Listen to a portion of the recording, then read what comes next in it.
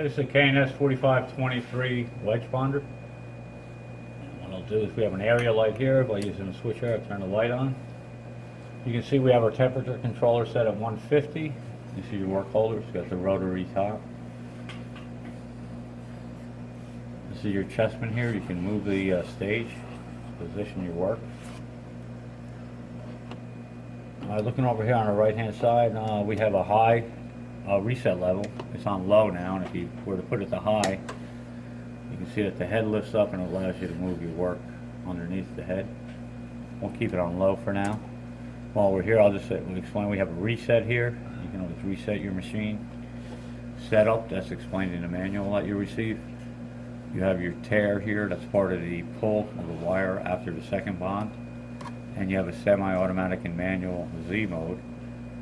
We'll leave it in semi-automatic now, and by using the chessman and pressing the left button here, we're going to go to search 1 of bond 1. Now that's adjustable over here on your bond 1 settings on the left hand side, right here. That's your search 1 setting. And while we're here, that's the power 1, time 1, and force 1. And just below that would be your search 2, power 2, time 2, and force 2. As you see, I'm holding the chessman button, so I'm in search 1 position, and I can adjust that if necessary.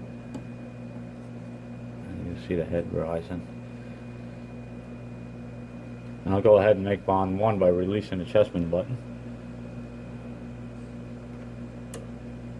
Now we're at loop. We can adjust the loop height with the loop knob. We'll step back and do bond 2. Now we're at search 2. Again, here I can adjust the search height. And I'll release it. And bond 2 is formed.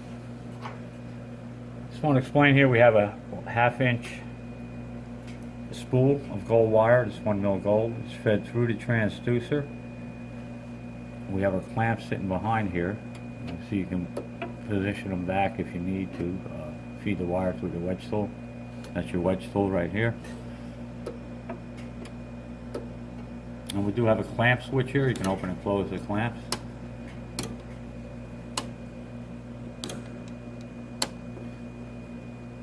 Our tail adjustment is for how much tail is going to be left after the second bond underneath the tool for your first bond. So that's adjusted to roughly 2 or 3 right now. And then finally we have a test button here. You can see that when this light turns on, it means your ultrasonics is tuned properly.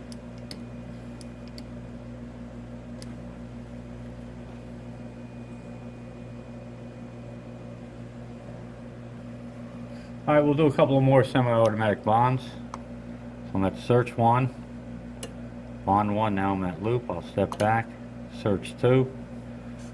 Let's drop that down a little bit. That's bond 2. Now on the chessman you have a right button, and that's your stitch button. So if you wanted to do bond 1, you would hold your stitch button, which is your right button.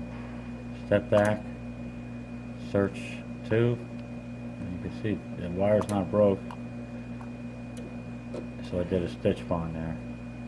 Again, I'll press 1, hold the right button, and you can continue on stitching until you release that button. So that's your stitch bonding. Just one other thing, I'll shut the light off here. You can see that there's a target aluminum, a little green dot, roughly right under where it's going to bond. You can see that, it's right there. So what you do is you align your spotlight to where the bond is, so every time you go to do your next bond, that light will be shining where the bond's going to be made. So just turn it back on.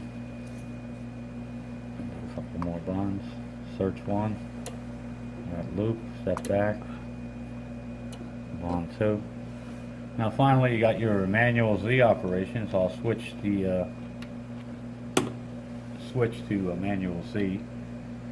And using your paddle here on the left hand side, you can see that the bond head is moving up and down. That's your manual control. And you can use your chessman in position. So I'll go ahead and do a manual bond through the microscope. And you can slowly bring it down. And then the tail is formed automatically. You can see a pull back of the clamps, that's your tear. And then it will feed forward to create a tail.